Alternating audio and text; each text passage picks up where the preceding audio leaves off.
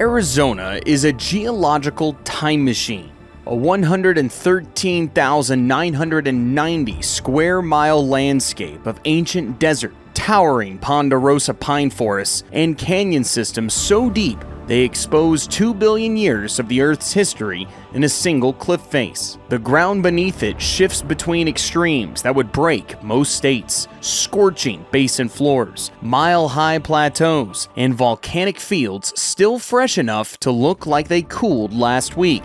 The water is almost non-existent. The heat is legendary. And yet, 7.5 million people live there, and development isn't stopping. Since 1980, Arizona has faced dozens of confirmed weather and climate disaster events with losses over $1 billion each. Today, we're counting down 25 times Arizona ignored its own geography and paid the price. From pretty damn insane to the most catastrophic events in American history.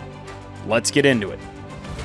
25. Fountain Hills and the aquifer that's almost gone.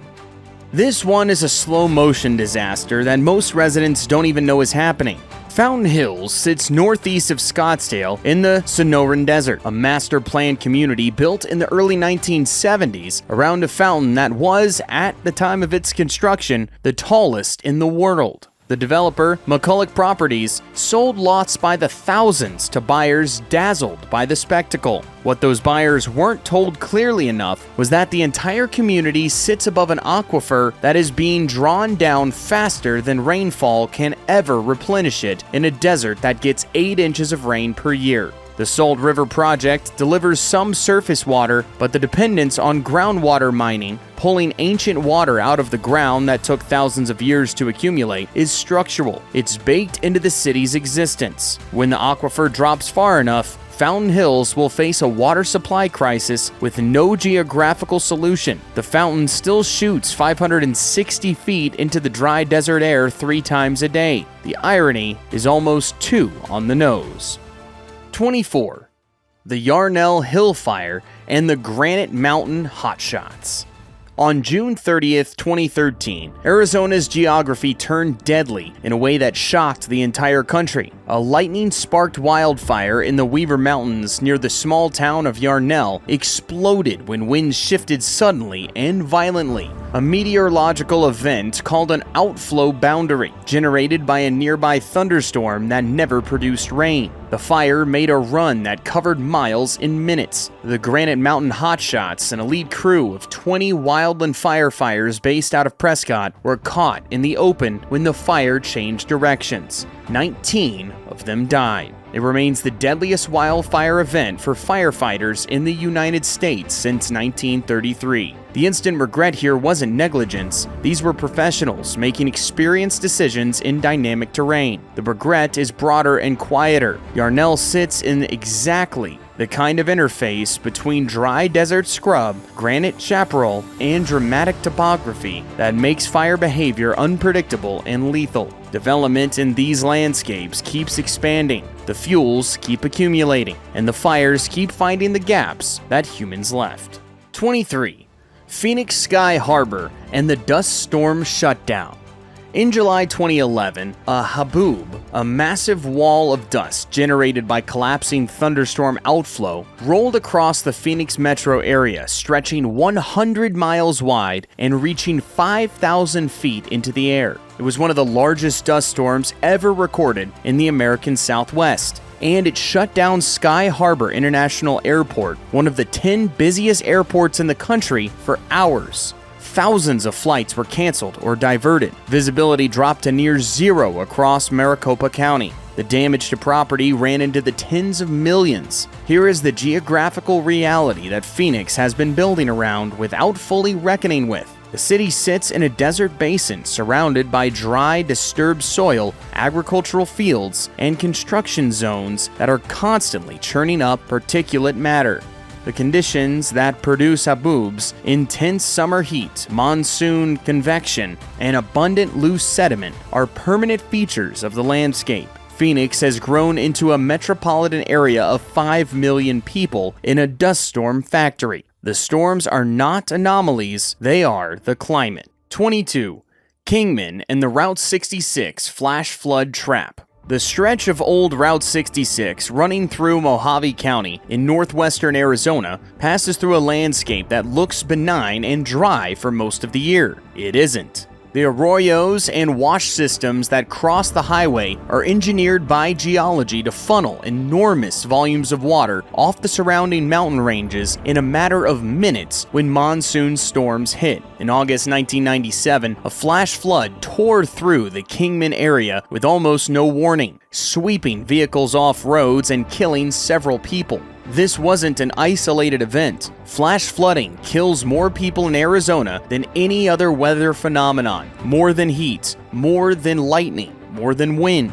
The state even has a law nicknamed the Stupid Motorist Law, passed in 1995, that allows municipalities to bill drivers who have to be rescued from flooded roadways. The geography is unambiguous. Water off the mountains moves fast, arrives without warning, and fills the desert channels completely before the sky above you shows a single cloud.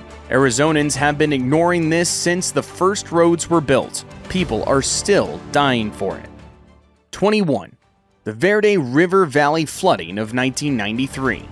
In February 1993, a series of back-to-back storms dropped record rainfall across central Arizona, and the Verde River responded by rising to levels not seen in modern recorded history. Communities along the river from Camp Verde to the outskirts of the Phoenix metro were inundated. The town of Dewey-Humboldt, built in the floodplain of Lynx Creek, watched the water move through neighborhoods that had no business existing where they did. Bridges were swept away, roads were cut off for days. Livestock losses across the Verde Valley ran into the millions. The total damage across the state from that winter's flooding exceeded $400 million. The instant regret was the same as it always is along Arizona's river system. Development crept into the floodplain because the rivers looked dry. Most of the year, the Verde, the Salt, the Gila, the Santa Cruz, they run low or run nothing at all. And then the rains come, and the rivers remember what they were built to do. And the houses remember they shouldn't be there. 20. The Wilcox Playa and the subsidence crisis nobody is talking about. In the agricultural valleys of southeastern Arizona, around Wilcox, Douglas, and the Sulphur Springs Valley, the ground is sinking. Not metaphorically, literally sinking. In some areas by as much as a foot per year in localized spots, and several feet total over the past few decades. The cause is groundwater pumping. Agriculture in these valleys is almost entirely dependent on groundwater drawn from aquifers that receive almost no natural recharge in a climate this dry. As the water is pulled out, the sediments above compact and the land subsides. The subsidence has cracked highways, buckled railroad tracks, and destabilized building foundations across the region. Earth fissures, long cracks in the ground surface caused by differential subsidence, have opened up across farm fields and suburban lots in the Phoenix and Tucson metro areas as well. Arizona's Department of Environmental Quality has mapped hundreds of them. Some are wide enough to swallow a person. The state has some groundwater management laws, but the agricultural valleys of the southeast operate under far looser restrictions than the urban areas. The ground keeps dropping, the fissures keep opening, and almost nobody outside the affected counties has heard of it. 19. Tucson's Santa Cruz River and the flood of 1983. In October 1983, the remnants of a tropical system pushed north from Mexico and stalled over southern Arizona, dumping extraordinary rainfall on a landscape that was already saturated from an active monsoon season. The Santa Cruz River, which runs through the heart of Tucson and is dry most of the year, rose to levels that haven't been seen since before the city existed. It tore through riverbank neighborhoods, destroyed bridges, undermined roads, and caused damage that exceeded $150 million in 1983 dollars. The instant regret was the cumulative result of decades of development along the Santa Cruz floodplain. Tucson had been built on the assumption that a river that's dry 9 months a year doesn't really count as a river. In October of 1983, the Santa Cruz disagreed loudly. The city has since invested heavily in flood control infrastructure along the river corridor, but the broader lesson that desert rivers are among the most violent hydrological features in North America when they run is one that communities across southern Arizona are still learning. 18. Lake Havasu City and the invasive species catastrophe. Lake Havasu City was built around a reservoir created by Parker Dam on the Colorado River, a man-made lake in the Sonora Desert. The developer, Robert McCulloch, who also inflicted Fountain Hills on the desert, famously purchased London Bridge and had it reassembled here stone by stone as a tourist attraction. The city grew into a retirement and recreation destination of over 50,000 people. But the Colorado River corridor through this region is now one of the most ecologically devastated waterways in North America. Invasive species, quagga mussels, salt cedar, giant salvinia, Asian carp relatives have colonized the river system almost completely. Quagga mussels alone have clogged water intake pipes at Hoover Dam and cost water agencies tens of millions annually in monitoring and removal. The salt cedar, or tamarisk, consumes up to 200 gallons of water per tree per day along a river system that is already desperately overallocated. Lake Havasu City exists because of a river that no longer functions as a natural system. The lake is maintained, the ecology is gone.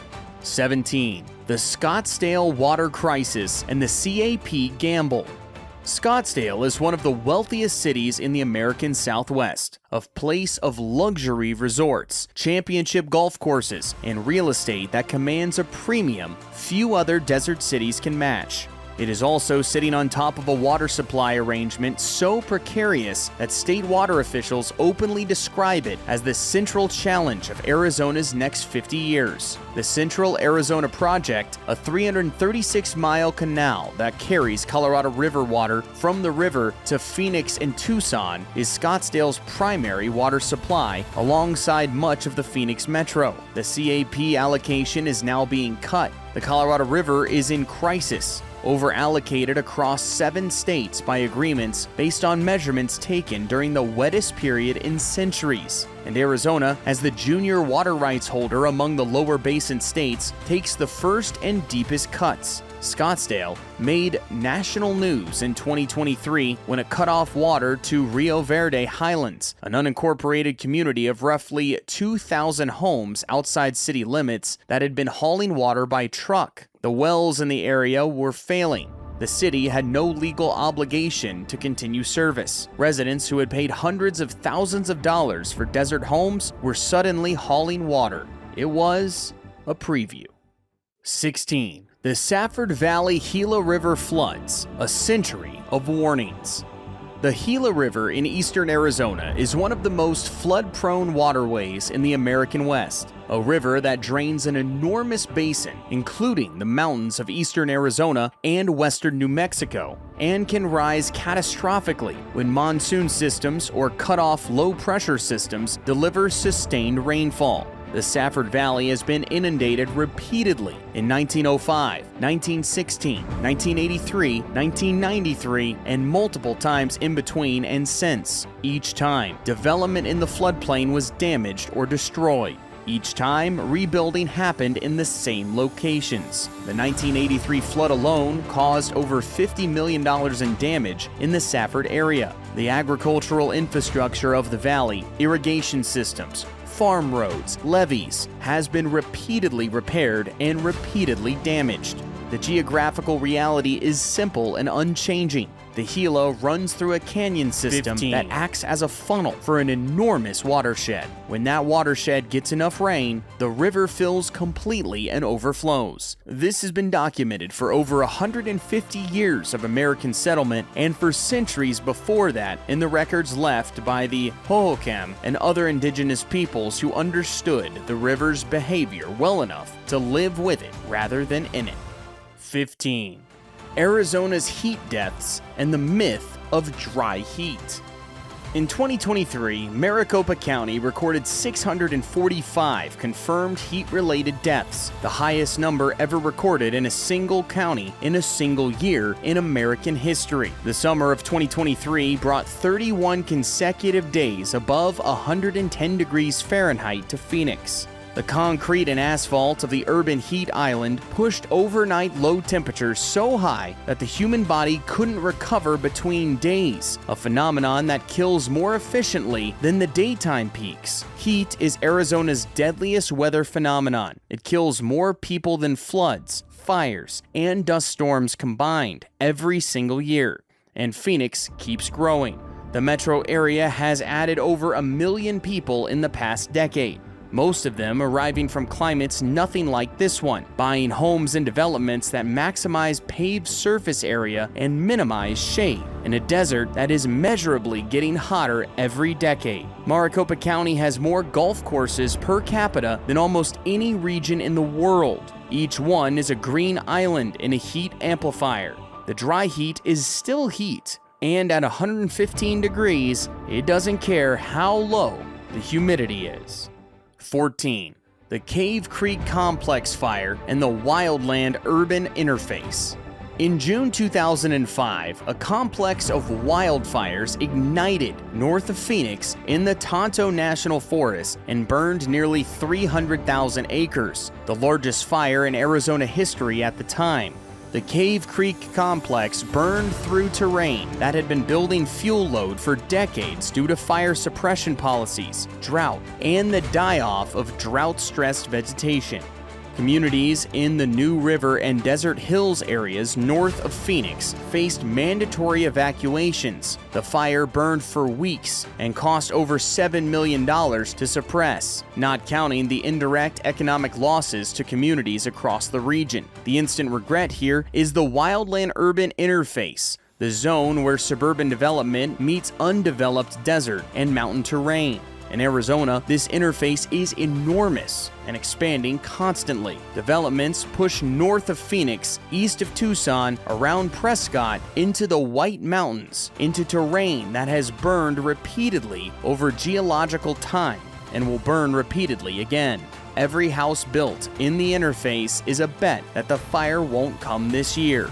Arizona has been losing that bet more frequently as drought deepens and temperatures rise. 13. The Tempe Town Lake Dam Failure.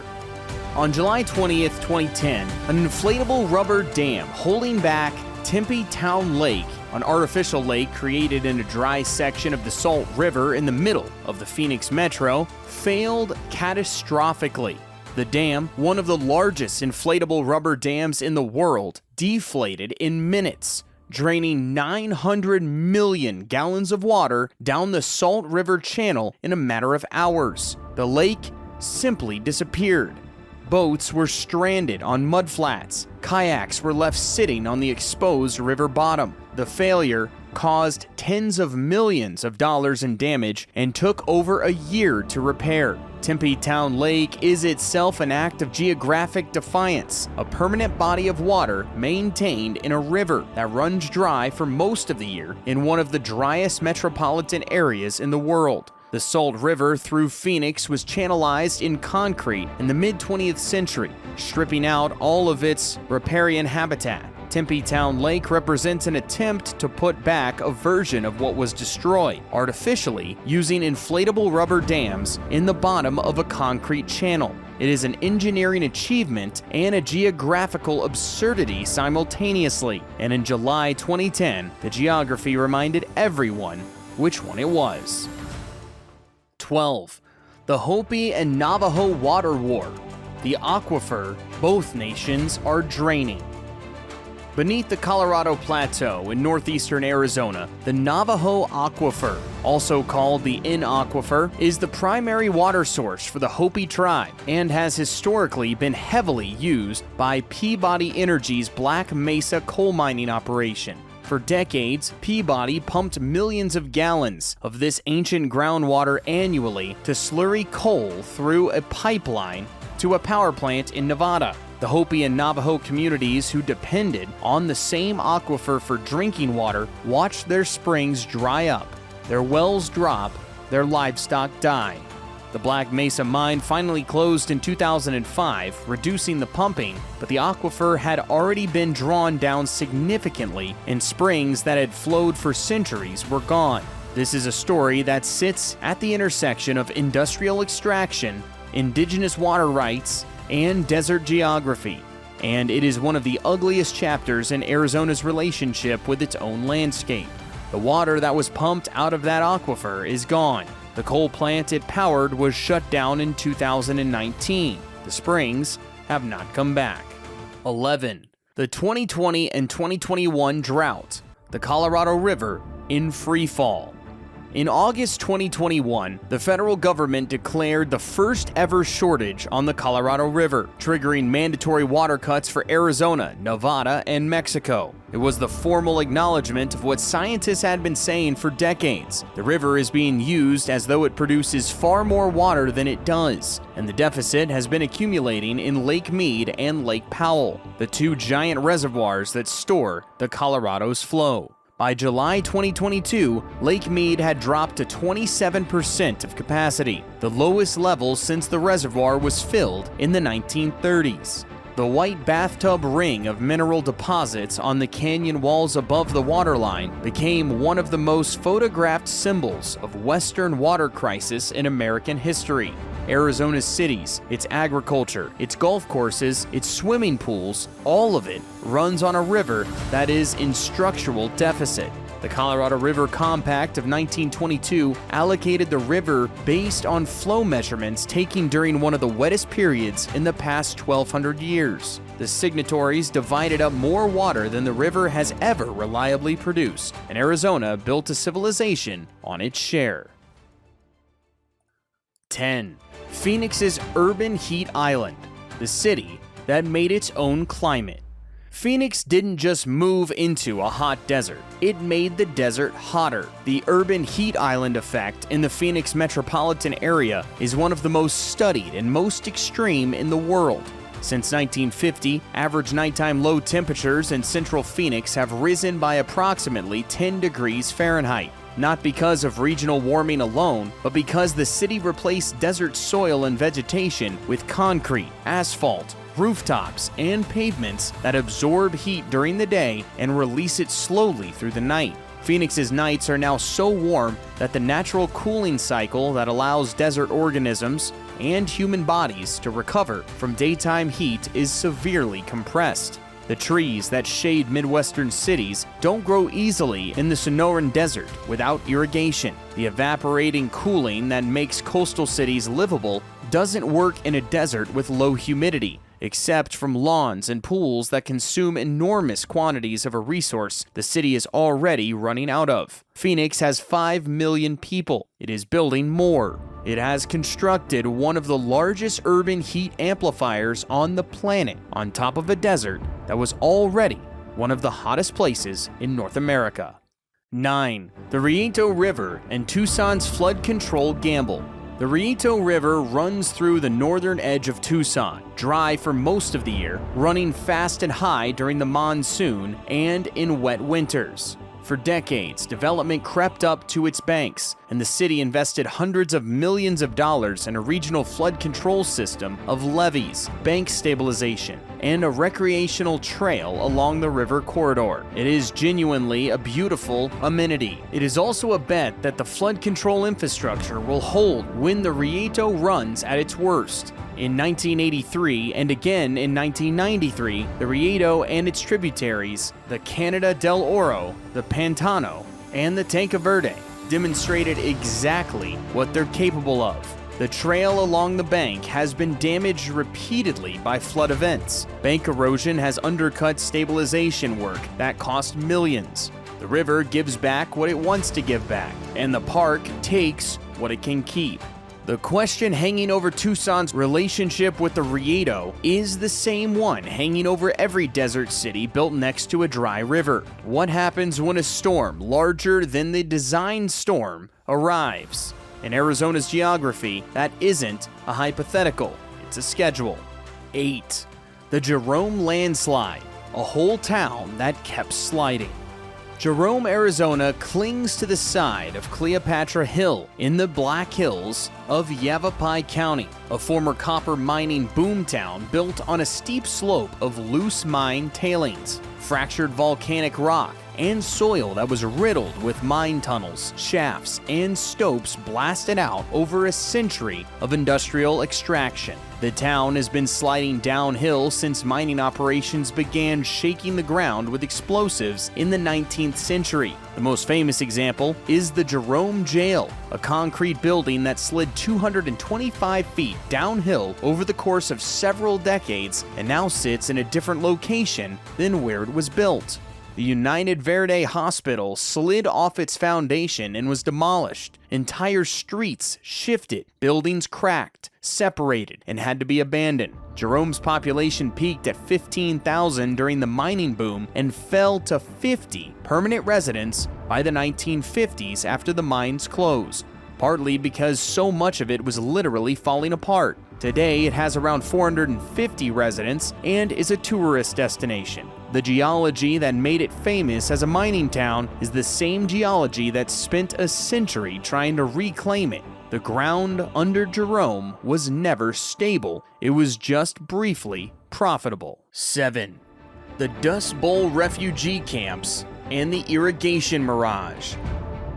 In the 1930s, tens of thousands of Dust Bowl refugees flooded into Arizona's Salt River Valley and the lower desert agricultural regions, drawn by promises of agricultural work in a landscape that appeared from a distance to be thriving. The Salt River Project had delivered irrigation water to the Phoenix Basin, turning desert into cotton fields and citrus groves. But the geography underneath that success was already under stress. The water table in the Salt River Valley had been dropping since large-scale irrigation began in the late 19th century. The underground water that pre-irrigation farmers had relied on was being consumed faster than the river could recharge it.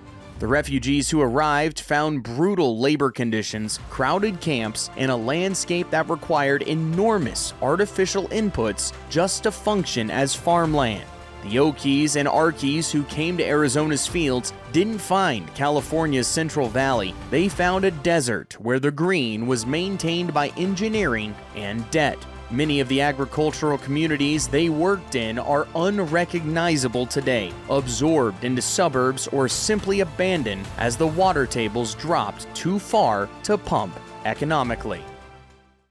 6. The Superstition Mountains flash floods, a perennial death trap. East of Phoenix, the Superstition Mountains rise dramatically above the Sonoran Desert floor, a volcanic massif of sharp ridges and deep canyons that drains an enormous area into the valleys below. The lost Dutchman State Park and the surrounding Tonto National Forest attract hundreds of thousands of hikers annually. Every monsoon season, people die here, not occasionally, routinely. Flash floods pour off the Superstitions with almost no warning, filling canyons that were dry minutes before with walls of water carrying logs, boulders, and debris moving at speeds that no person can outrun. In 2021, a single flash flood event in the area east of Phoenix killed multiple hikers who were caught in a canyon during a storm that was producing heavy rainfall miles away, invisible from where the victim stood. The geography of this landscape, steep volcanic slopes, impermeable rock, narrow canyon drainage, is a flash flood machine. It was a flash flood machine before Phoenix existed. It will be one when Phoenix is gone. The hikers keep coming. The signs warning about flash floods are everywhere. The floods keep winning. 5. The 1972 Rapid Creek Dam failure, Arizona's forgotten upstream disaster. Wait, that one belongs to South Dakota. Here's Arizona's equivalent catastrophe.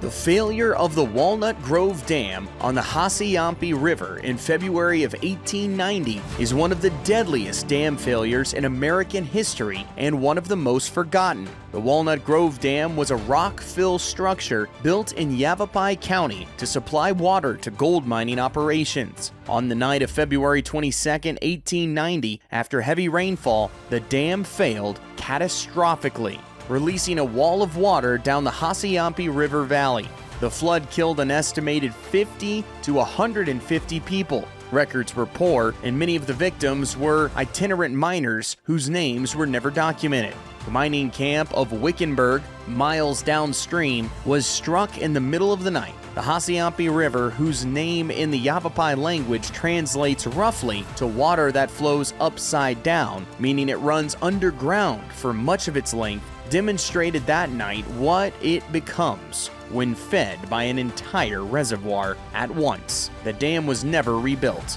The river kept running underground as it always had, as if nothing had happened. 4. The 1970 Tucson flood, the night the underpass became a tomb. On July 16th and 17th of 1970, a slow-moving tropical moisture system delivered extraordinary rainfall to the Tucson Basin over a period of hours, overwhelming every drainage system in the city. The Santa Cruz River and the Rito River both rose far above flood stage. But the single deadliest location in the disaster was a railroad underpass on South 6th Avenue. As the floodwaters rose, motorists attempted to drive through the underpass and were trapped when the water rose faster than they could reverse. 9 people drowned in a single location in a matter of minutes. Total deaths from the storm reached 23 across the Tucson area, making it one of the deadliest weather events in Arizona history. The underpass that killed 9 people was later redesigned. The broader lesson that Tucson sits in a desert basin that collects water like a bowl when exceptional rainfall events occur has been learned slowly and imperfectly. The city has invested billions in flood control since 1970. The geography that produced the 1970 flood hasn't changed. 3. The Yuma Desert immigration deaths. Geography as a weapon. Every summer, the desert southwest of Yuma becomes one of the most dangerous strips of land in North America. The Sonoran Desert along the Arizona-Mexico border reaches temperatures above 115 degrees Fahrenheit during the summer months, with ground surface temperatures significantly higher. The terrain is remote, waterless, and disorienting. Since the late 1990s, as enforcement in urban crossing points pushed migration routes into progressively more remote desert terrain, hundreds of people have died attempting to cross. The Pima County Medical Examiner's Office, which processes remains found in southern Arizona, has documented over 3,500 deaths since the year 2000. The actual number is believed to be significantly higher, as remains in this terrain decompose or are scattered by animals before they can be found. This is a political issue and a humanitarian one, but it is also a geographical one at its core. The Sonoran Desert kills efficiently and without mercy. It killed people who crossed it in the 19th century. It killed Border Patrol agents who got lost in it before GPS. It is not a border policy. It is a 100,000 square mile heat engine, and it does not distinguish between the authorized and the unauthorized when the temperature hits 115 and the water runs out. 2. The Yarnell and Prescott fires were a warning. Then came the 2022 Tunnel Fire. In April 2022, the Tunnel Fire ignited north of Flagstaff in Ponderosa Pine Forest that had been accumulating fuel for decades under a century of aggressive fire suppression. It burned more than 19,000 acres and destroyed 30 homes in the communities of Timberland and Fernwood, communities that had been built directly into the forest interface with the awareness, or perhaps the hope, that the big fire wouldn't come. It came. Flagstaff sits in one of the most fire-adapted ecosystems in North America. The Ponderosa Pine Forests of the Colorado Plateau historically burned on a low-intensity cycle of roughly every 2 to 5 years. A century of suppression converted those forests from open, park-like stands into dense thickets of fuel-loaded trees competing for limited water in a warming climate. The tunnel fire was the inevitable result, and the homes that burned were built into a forest that was always going to burn, a forest that needed to burn to function. The Coconino County communities north of Flagstaff were not built in spite of fire risk, they were built in ignorance of it, or in denial, which in Arizona's forest geography amounts to the same thing. 1. The Hohokam Collapse, the greatest lesson Arizona never learned. The number one spot belongs not to a single event, but to the most comprehensive geographical catastrophe in Arizona history, the collapse of the Hohokam civilization. The Hohokam were a sophisticated agricultural society that occupied the Salt River Valley and surrounding desert regions of central Arizona for over 1,000 years. At their peak, around 1350 AD, they maintained over 500 miles of hand-dug irrigation canals, a network so precisely engineered that modern Phoenix's irrigation system was literally built on top of it, following the same routes. They sustained a population of tens of thousands in one of the driest desert environments in North America. And then, over the course of several decades, in the mid-1400s, they were gone. The causes are still debated, but the evidence points to a combination of prolonged drought, catastrophic flooding that destroyed canal infrastructure, soil salinization from centuries of irrigation, and social disruption that followed. The Hohokam didn't fail because they were unsophisticated, they failed because the desert's limits are absolute. A long wet period had allowed their civilization to expand beyond what the land could sustainably support. When the climate shifted back towards its mean, the infrastructure they depended on collapsed faster than they could adapt. Modern Phoenix sits in the same valley, drawing from the same river, practicing the same irrigation agriculture, and pumping ancient groundwater on top of that. The white bathtub ring on Lake Mead is visible from space. The parallels are not subtle. The Hohokam left. They understood when the desert was done negotiating. Arizona is still at the table, still betting the river will provide. So far, it has. The geography of the Colorado Plateau is patient. It has been doing this for 2 billion years. It can wait.